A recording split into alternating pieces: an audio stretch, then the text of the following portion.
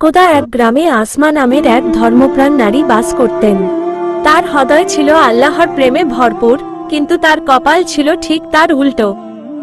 আসমার স্বামী রশিদ ছিল অত্যন্ত কঠোর হৃদয়ের এবং অধার্মিক এক মানুষ।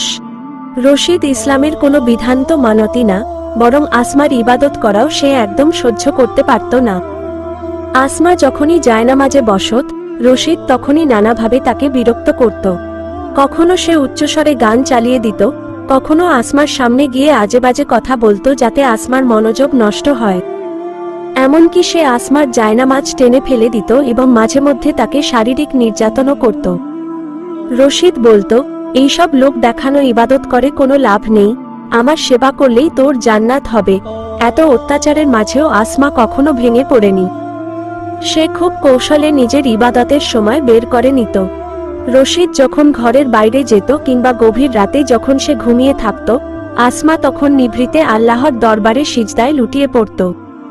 চোখের পানি ফেলে সে আল্লাহর কাছে প্রার্থনা করত, হে মাবুদ, তুমি আমার স্বামীকে হেদায়েত দাও। ও তো বোঝে না ও কি অন্যায় করছে, ওকে তুমি ক্ষমা করো। আসমার এই ধৈর্য আর ভালোবাসা ছিল অতুলনীয়। একদিন আসরের নামাজের সময় এক মর্মান্তিক ঘটনা ঘটল। আসমা যখন গভীর একাগ্রতার সাথে নামাজ পড়ছিল, ঠিক তখনই রশিদ কাজ থেকে বাড়ি ফিরে আসে। ক্ষুধার্ত রশিদ আসমাকে ডাকতে শুরু করে, কিন্তু আসমা নামাজেরত থাকায় কোনো উত্তর দিতে পারছিল না। আসমার নীরবতা দেখে রশিদের রাগ চরমে ওঠে। সে রাগে অন্ধ হয়ে আসমাকে অকথ্য ভাষায় গালিগালাজ করতে শুরু করে। এক পর্যায়ে সে ক্ষিপ্ত হয়ে তার পায়ের জুতো খুলে সজোরে নামাজেরত আসমার গায়ের দিকে ছুঁড়ে মারে। জুতোটি আসমার গায়ে লাগলেও সে আল্লাহর প্রেমে এতটাই মগ্ন ছিল যে নামাজ ভাঙল না। নামাজ শেষ করে আসমা একটি কথাও বলল না, বরং শান্তভাবে উঠে রান্নাঘর থেকে খাবার নিয়ে এসে রশিদের সামনে দিল। স্বামীর এত অপমানের পরেও সে তার কর্তব্যে অবহেলা করেনি। কিন্তু এটাই ছিল রশিদের জীবনের শেষ খাওয়া।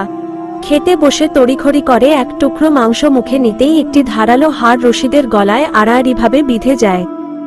রশিদ নিঃশ্বাস নেওয়ার আপ্রাণ চেষ্টা করতে থাকে, কিন্তু হাড়টি কোনোভাবেই বের হচ্ছিল না।